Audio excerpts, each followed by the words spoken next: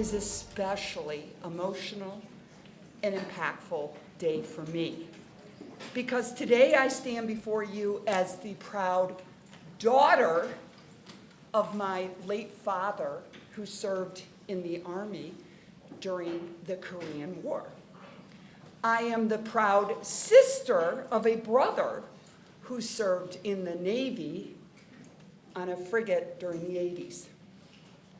And I am the proud mother of my youngest son, who was born today, 27 years ago today. He came into this world on Veterans Day at 10.5 pounds. I fed him, so he grew, and he grew, and he grew to over 6 foot 4 inches tall. And he decided to go to a place that you might have heard of to play football, West Point Military Academy in New York, a place where duty, honor, and country are not just words, but they are principles that guide those who walk through its gates. Now, my son soon discovered that he did not go to West Point to play football. Nope. He, like the veterans here today, heard and answered the call to serve so that all the rest of us in this room and across this great nation of ours could benefit from the freedoms and opportunities their sacrifices created. Now, as a mother, there are few things more humbling than seeing your child take on the mantle of service and follow the legacy of those who fought before him. To see your child don the uniform and uphold the values that have guided military families for generations, like the families here today, is nothing less and short of inspiring. Today, my son serves as a captain in the Army. He is stationed at Fort Sill, Oklahoma, home of field artillery, rockets, and I am very proud of him. As stated, folks, today is our 14th annual gathering of United States veterans whose personal histories and stories are going to be transcribed today by court reporters and then sent to the Library of Congress, where they will be preserved for eternity. A copy is going to be provided to each of our veterans. Our interviewees today have served in conflicts since the Korean War. Our interviewers today are local judges, private attorneys, public defenders, and state's attorneys, and some in that group are veterans themselves. They are all volunteering their time together with our wonderful court reporters because they understand the importance of this project. So, without further delay, to get us all in the mood, I am inviting the Waukegan ROTC to present the colors. Will you please stand if you can and remain standing? Thank you. Color guard, attention, forward, arch, arch side, arch, color guard, pulse, F, ace, right, ace, reason, colors.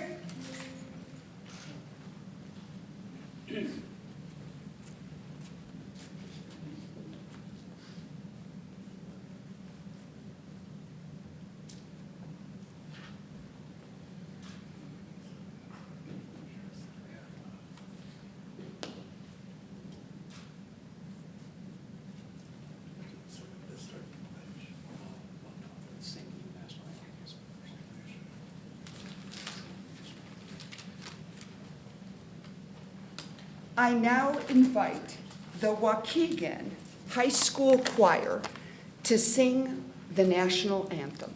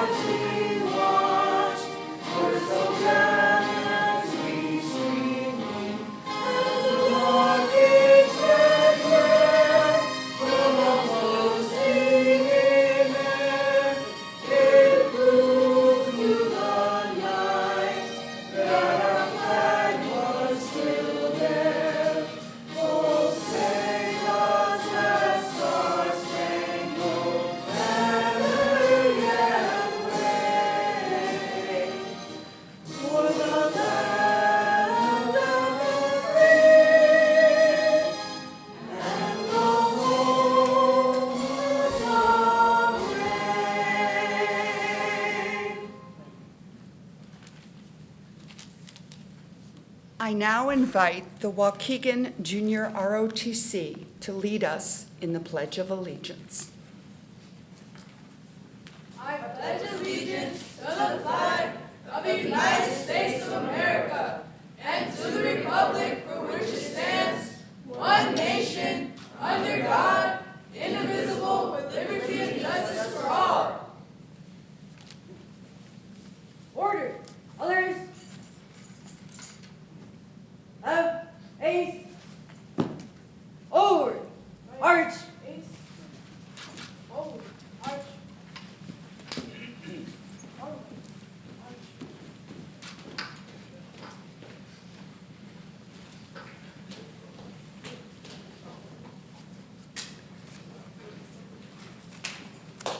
Please be seated.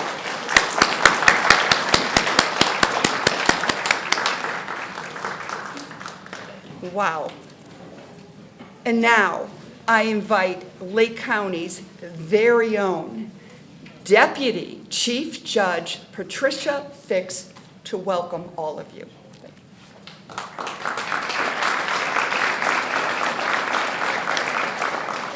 Good morning, everyone.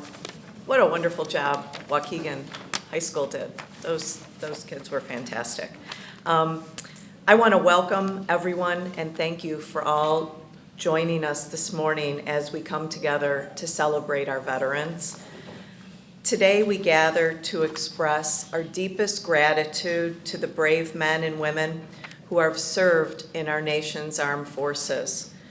The theme for this year's Veterans Day 2025 is Service to Our Nation, which is emphasizing the dedication and sacrifice to all who have served in our armed forces. The theme emphasizes a united respect for all who have served, regardless of their branch, time, or location, highlighting that their service is a collective commitment to this nation's freedom. We are pleased to have so many representatives of so many branches here today. And Judge Smith is going to acknowledge all the individual veterans who are here today. But I want to give thanks to Judge Smith, Judge O'Malley. We also have Judge Matthews here. A lot of my other judicial colleagues who are here today who assisted in putting this together and this wonderful program, as well as we have our court reporters from Lake County who have been doing this for the last 14 years, HEAL Team 6, Lake County Bar Association and the Lake County Bar Foundation who have funded some of this for us, Lake County Public Defender's Office, I see Mr. Tixai here today, as well as the Lake County State's Attorney's Office, and I think State's Attorney Reinhardt is here as well, Lake County Sheriff's Office, Lake County TV, who is having this broadcast for everyone, the Lake County Young Marines. We just heard the Waukegan High School Choir and that JROTC, who've done a wonderful job, the Veterans Assistance Commission of Lake County, the Veterans Treatment and Assistance Court. I see Rose Gray here also, who is from the Veterans Project, the Veterans History Project Quilt, and she's over in the corner if you wanted to talk to her about any of those things. I also see members of Lake County Honor Flight here, Ms. Carabolito, I'm hoping I'm pronouncing Paula's name correctly, Lisa Madden, and Stella Jones, as well as the Mundelein American Legion Auxiliary Gold Star families representative Arlene Lowley, and again, also breakfast was provided to us today by the United States Marine Corps League Tri-County Leathernecks Detachment 1395. Just briefly, Veterans Day, originally known as Armistice Day, is observed annually on November 11th, the day Judge O'Malley decided to have her youngest child who went to West Point, which I think is just a wonderful story, to honor the military veterans of the United States Armed Forces. Historically and originally, it marked the anniversary of the end of World War I, the moment when major hostilities of World War I were formally ended which was on the 11th hour of the 11th day of the 11th month of 1918, when the armistice with Germany went into effect. And that's where we derive our Veterans Day annually every day on November 11th. It is a time for us to reflect on the courage, dedication, and sacrifices made by all those who have defended our freedoms. Without them, we would not have the democracy we enjoy, which includes an elected representative branch, an executive branch, and all our courts, all devised by our founders, embodied in our Constitution, and protected by every one of our veterans, those who are here today. It is a day to honor their resilience, their commitment to duty, and their unyielding spirit. To the veterans here today, thank you so much. Thank you for your service. Thank you for the sacrifices your families have made for your service. Thank you for the example you continue to set for the rest of us. Today we stand united in recognizing your contributions and honoring your legacy and helping to preserve your legacy with the work done by the court reporters and all of our wonderful lawyers and judges who are here to take your interviews. As we proceed with this event, let us remember that freedom is not free. It has been earned through the valor and sacrifices of veterans like you. Once again, on behalf of 19th Judicial Circuit, thank you for joining our meaningful celebration. Thank you.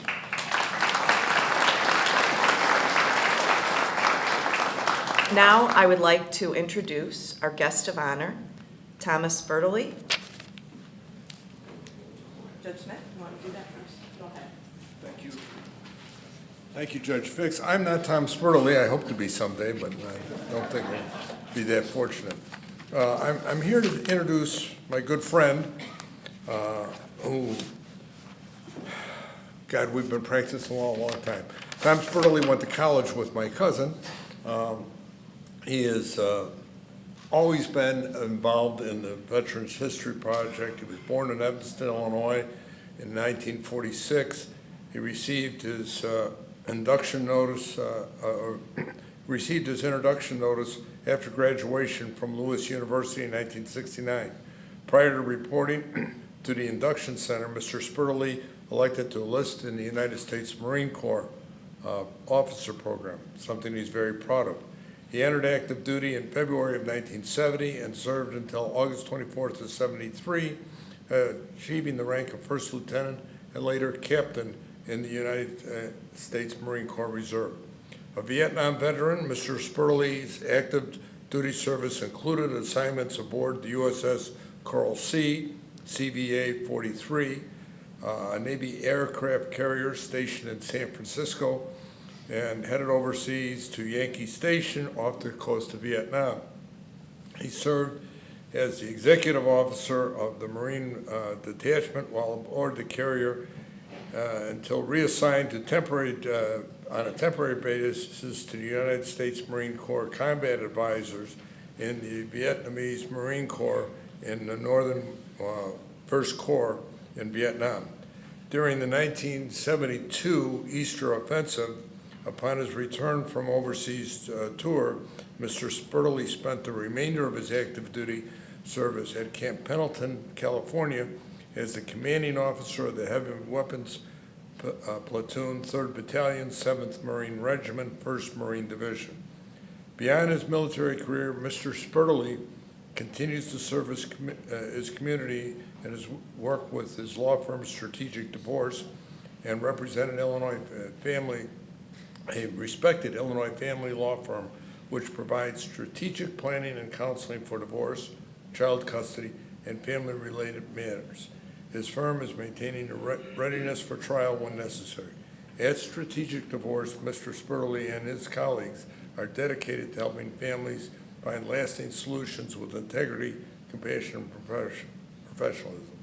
Today, we proudly recognize First Lieutenant Thomas L. Spertoli for his leadership, service, and unwavering dedication to both his country and community. Captain Spertoli.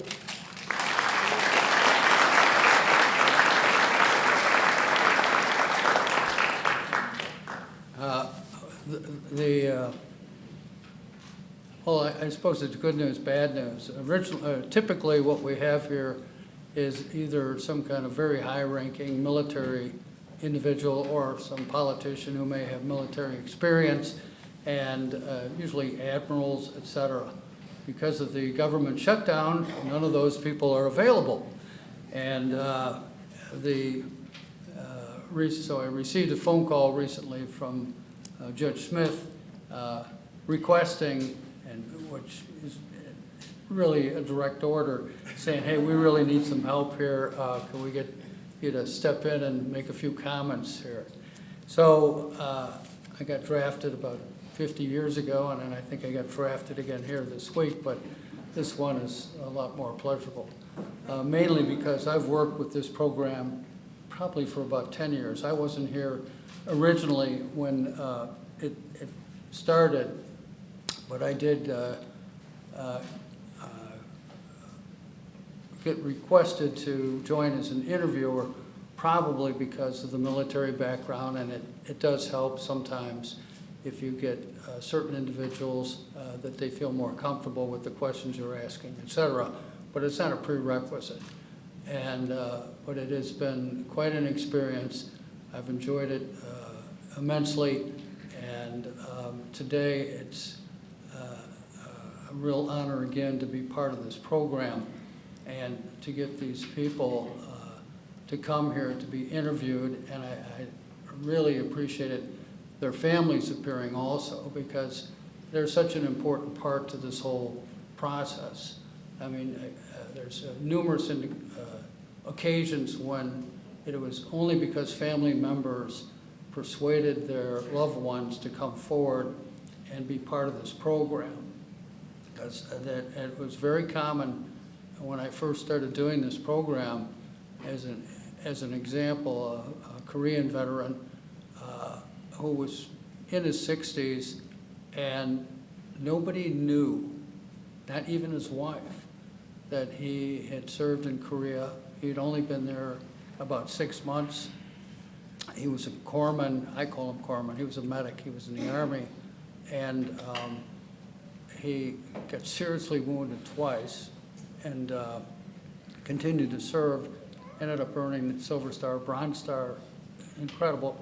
Came back, went to work over at the factory here, Johnson Motors, for 50-some or 40-some years, and not even his fellow employees were aware of this history until his grandson found the classic shoebox with a bunch of medals in it, and then it all came out. Now, there are a lot of reasons for people not to participate in the program because, you know, they've been through things that they just want to let go.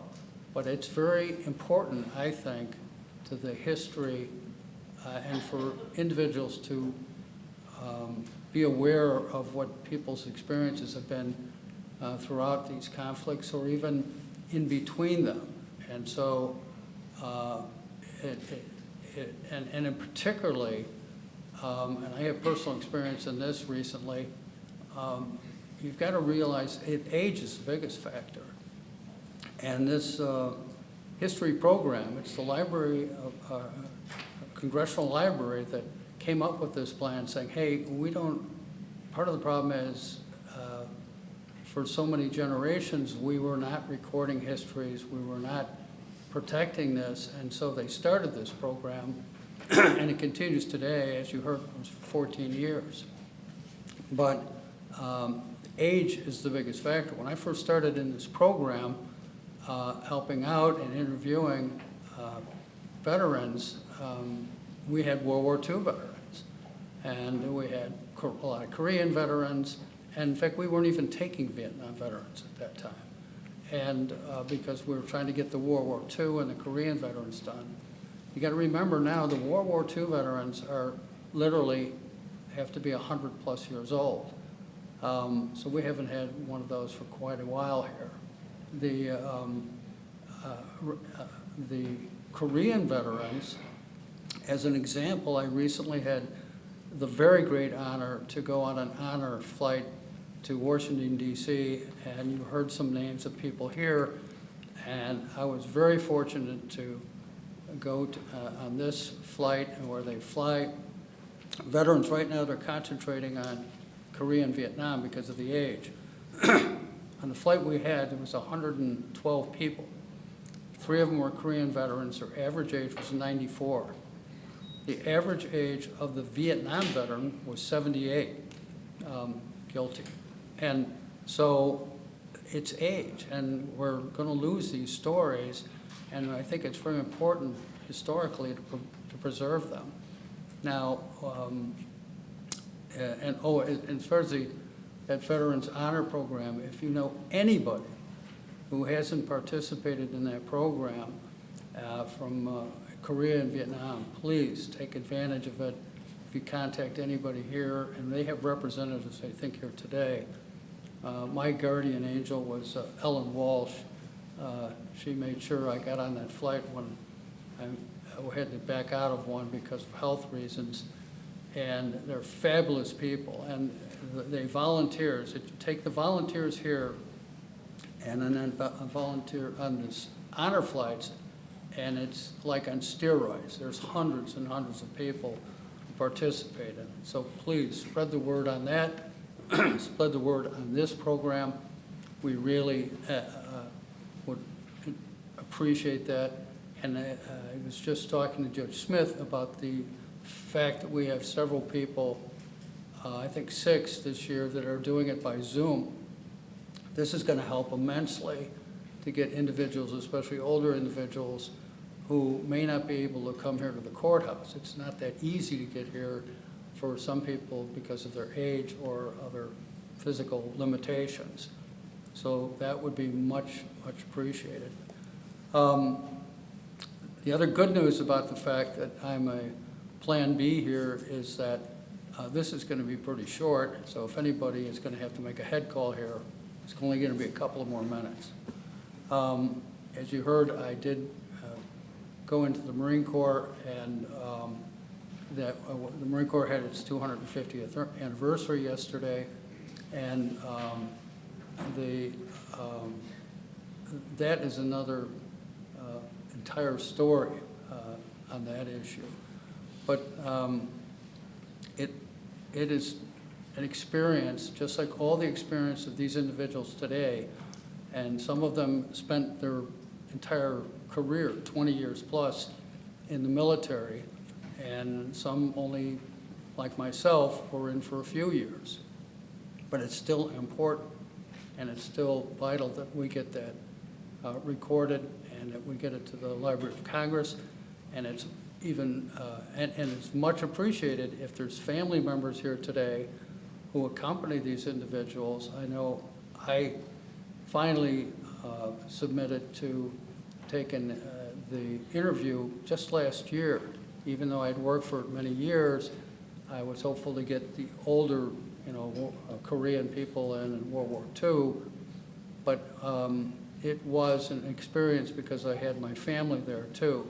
And that's a touchy area. Sometimes individuals want the families there, sometimes not. But it's recorded, you get copies of it, you retain that, and I think that's valuable to the grandkids and kids after that. And they appreciate that. They want to know what's going on, what grandpa did, great-grandpa, et cetera. So with that, I thank you very much for attending this year. Again, spread the word, both as to this program and as to the honor flight. Thank you very much.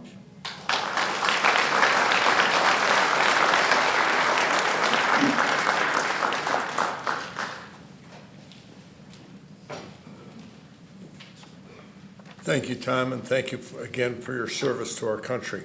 At this part of the program, it's my honor to introduce each of the veterans who's taken time out to be with us today and designate their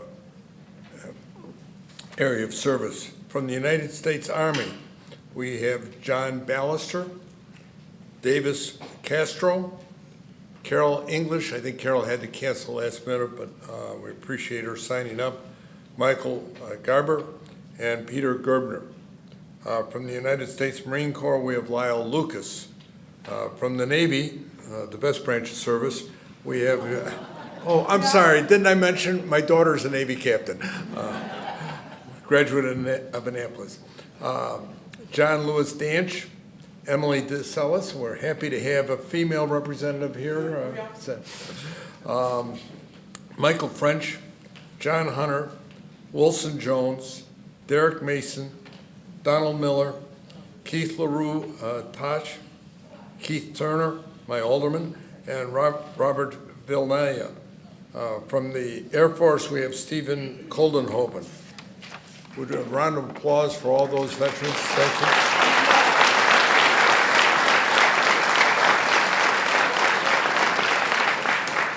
I think Judge Fix thanked just about everybody, but there were a couple of people who are always in the background and here for us. And one of them, notice we've got photos running and we're getting this recorded, and that's our outstanding IT team led by Winnie and Doug. They are behind the scenes, but always there for us. The sheriff's office is always there providing security and getting everybody to their right location. I again thank Greg Tixay for making his parking available for those veterans who couldn't walk a great deal of distance. It's an enormous effort to put this together every year, but it's something that we all enjoy and appreciate because we appreciate you. The veterans have been largely thanked, and we can't thank you enough. I recognize that. But as I said, my daughter serves in the United States Navy active duty, and my son is part of the Navy Reserve. So what I'm about to do is thank the veterans' families. I know the service that each of you make while your significant other, spouse is away. I have looked in the eyes of a little 8-year-old and watched those eyes well up with tears when I mistakenly said that we were having a family dinner in October because Mama wouldn't be home for Christmas. And those tears started flowing. She said, oh, no. Mama's got to be home for Christmas. Mama has to be here when we open presents. And she's made a lot of sacrifices, so has her husband, who also served actively. The reservists that served a number of weekends. Really like to do something, but it's my duty weekend. Families make sacrifices. It's a family effort to have somebody in the serving our military. So to each of those veterans, your families are thanked as well, and we appreciate the service of those families.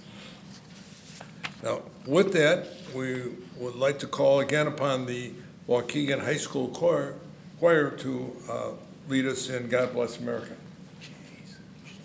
Thank you. My colleague reminds me, all this work is organized and put together by our judicial assistants who are here today and doing all the checking in, and they've done a fabulous job. They're great to work with. I couldn't do this without them. To the choir, could you please lead us in God Bless America?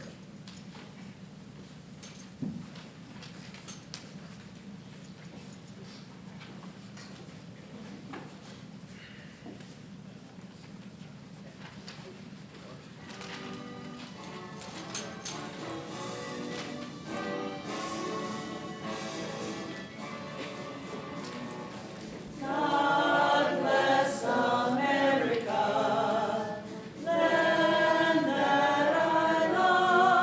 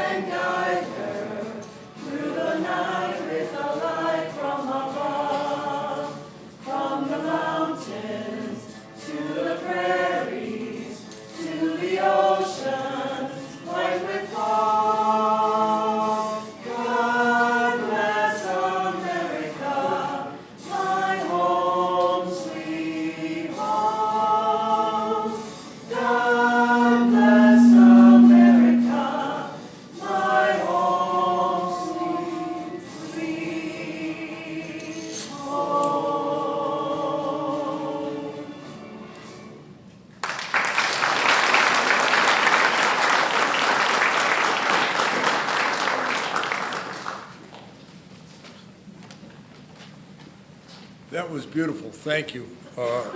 The next matter on our program is the Waukegan Junior ROTC Drill Team Performance. So I don't forget it, and because we're just about the end of the formal program, everybody is given a direct order to take some of the food, donuts, McDonald's, we overstocked for this. So with that, could I call upon the drill team?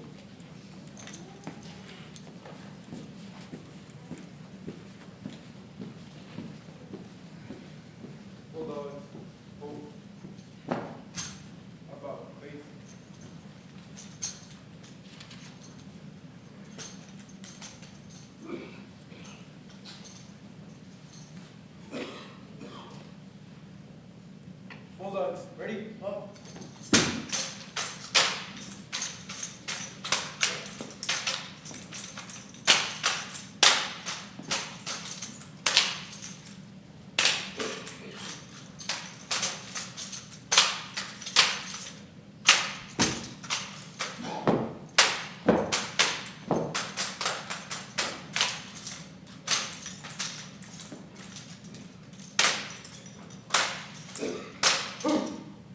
Ladies and gentlemen, we hope you enjoy this performance. Ladies and gentlemen.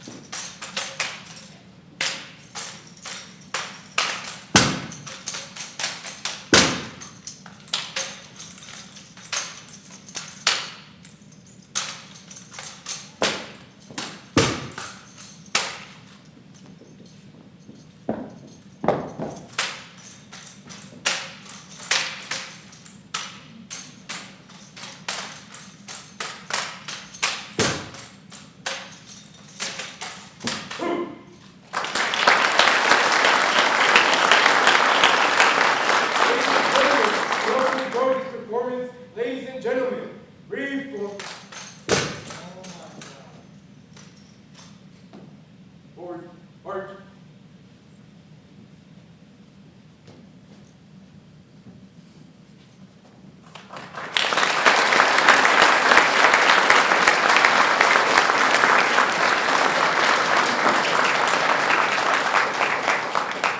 Very impressive. Thank you so much. It's time now for our veterans group photograph. So we ask all the veterans, who's going to direct us here, where the photograph's going to be taken. If all the veterans that I read a moment ago, please come up and we're going to get a photograph taken of you. And then they're going to retire for the interviews that we made part of the history project in Washington, D.C. at the Library of Congress. And I do want to let you know, Candy Sartwell, one of our court reporters who's volunteered for years, went to the Library of Congress 2 years ago. And if you ever want to go, you call them and tell them you want to see the material from the Waukegan History Project, Lake County Veteran History Project, and they'll show you everything we've got there, set up a private room. Okay, again, thank you for your service. Let's get this photograph, and everybody have a good rest of the day.